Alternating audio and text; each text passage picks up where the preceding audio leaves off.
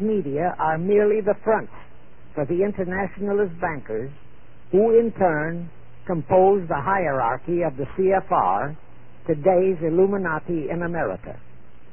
Now can you understand why the Pentagon's press agent Sylvester so brazenly proclaimed that the government has the right to lie to the people? What he really meant was that our CFR-controlled government had the power to lie to and be believed by the brainwashed American people. And let's again go back to the first days of the Illuminati. Because Britain and France were the two greatest world powers in the late years of the 18th century, Weishaupt ordered the Illuminati to foment the colonial wars, including our Revolutionary War, to weaken the British Empire and organize the French Revolution to destroy the French Empire. He scheduled the French Revolution to start in 1789. However, in 1784, a true act of God placed the Bavarian government in possession of evidence which proved the existence of the Illuminati. And that evidence could have saved France if they, the French government, hadn't refused to believe it. Here is how that act of God happened. It was in 1874 that Weishaupt issued his orders for the French Revolution. A German writer named Zwack put it into book form. It contained the entire Illuminati story and Weishaupt's plans. A copy of this book was sent to the Illuminists in France, headed by Robespierre, whom Weishaupt had delegated to foment the French Revolution.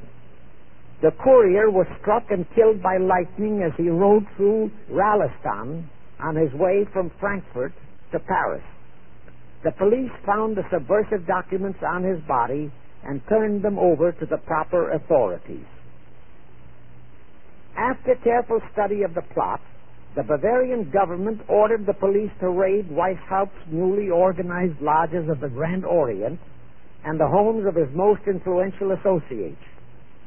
All additional evidence thus discovered convinced the authorities the documents were genuine copies of the conspiracy by which the Illuminati planned to use wars and revolutions to bring about the establishment of a one-world government, the powers of which they, headed by the Rothschilds, intended to usurp as soon as it was established.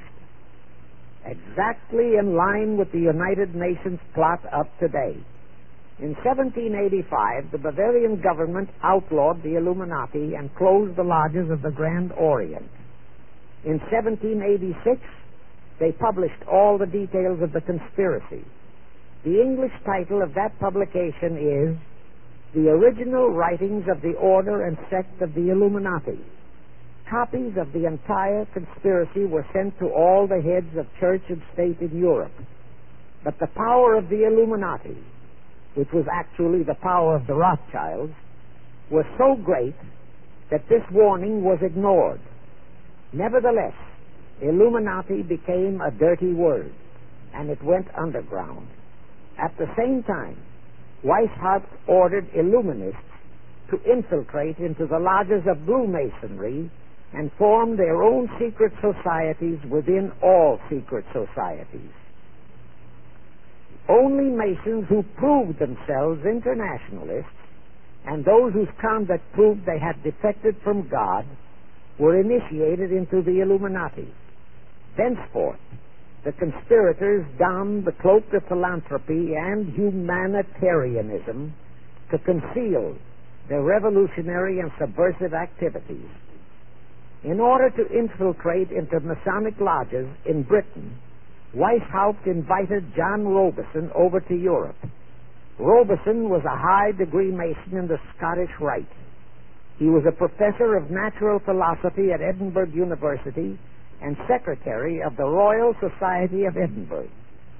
Robison did not fall for the lie that the objective of the Illuminati was to create a benevolent dictatorship, but he kept his reactions to himself so well that he was entrusted with a copy of Weishaupt's revised conspiracy for study and safekeeping. Anyway, Because the heads of state and church in France were deluded into ignoring the warnings given them, the revolution broke out in 1789 as scheduled by Weishaupt. In order to alert other governments to their danger, in 1798 Robeson published a book entitled Proof of a Conspiracy to Destroy All Governments and Religions. But his warnings were ignored, exactly as our American people have been ignoring all warnings about the United Nations and the Council on Foreign Relations, the CFR.